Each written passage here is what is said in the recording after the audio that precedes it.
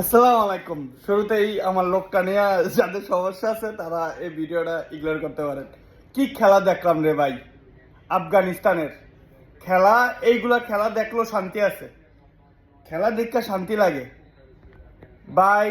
ছোটবেলা একটা ওই যে কিছু না পারলে পড়ালে বা কিছু না পারলে আম্মুরা কি বলতো, একটু মনে করেন তো। যাই হোক, যাদের মনে না আছে, সময় নাই, আমি বলে দিই। বলতো না, ওই অর পাউডার পাউডার দুইয়া পানি খা, এরকম অবস্থা বাংলাদেশের টিম রে। এখন আফগানিস্তানের পাও দেওয়া পানি খাওয়াইতেইব, যেই অবস্থা ভাই। খেলার কি গতি, খেলার কি স্পিরিট, এইগুলারে বোঝে। শুরুতে একটা 90-100 রানের পার্টনারশিপ, কি সুন্দর দেখতেও ভালো লাগে যে বিনয়কের একটা 90-100 রানের একটা পার্টনারশিপ, কি সুন্দর। তারপর বল ফিল্ডিং, একটা ফিল্ডিং, একটা ক্যাচ উঠছে মানে 50-50 চান্স আপনার কাজে লাগাইতে দিব। কিন্তু বাংলাদেশের মায়ের মায়ের দোয়া ক্রিকেট টিমেরা শুরুতেই ক্যাচ মিস করে বয়ে থাকে, মানে 50-50 চান্সগুলোরে কাজে লাগাইতে পারে না।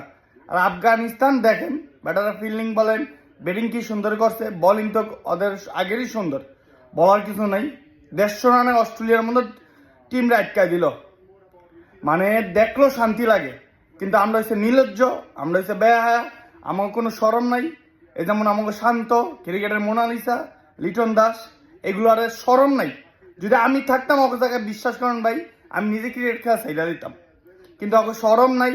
আমাদের তো কোনো কিছু নাই, বেতন তো পাইতাছি, খানা অড়ালা, বিদেশ ভ্রমণ করতেছি, আর কি লাভ? এটাই তো। এখন দেখবেন কি, আফগানিস্তান বাংলাদেশের তারাই দিই, এটা কোনো কিছু না। তাও আমরা নির্লজ্জের মতো আমাদের বই থইব টিভির সামনে, কিচ্ছু করার নেই। এটা তো আমাদের কাজই, ডেইলি রুটিনই। এর কারণ আমরা নির্লজ্জ বেহা, তাই জন্য আমরা যাই। আমাকেও আমার মাঝে মাঝে মনটা চায় আমরা অন্য দেশের মতো হইতাম, ক্রিকেট বুঝতাম না, ফুটবল বুঝতাম না, তাও ভালো লাগতো। আমার দেশে কিটা আছে, না ক্রিকেট খেলতে পারি, না ফুটবল খেলতে পারি, কিটা আছে ভাই একটু কইবেন? আমার দেশে আছে ভাইরাল, পলিটিক্যাল, হ্যাঁ এইসব। কোনটা কি? আমাদের দেশে আছে বিনোদন। বাংলাদেশে জন্মগ্রহণ করলে না করলে বিনোদনের অভাব থাকতো না। আমাদের দেশে আছে বিনোদন। না এটা ক্রিকেটে ভালো নাই, না আমরা ফুটবলে ভালো নাই, কিছু নাই।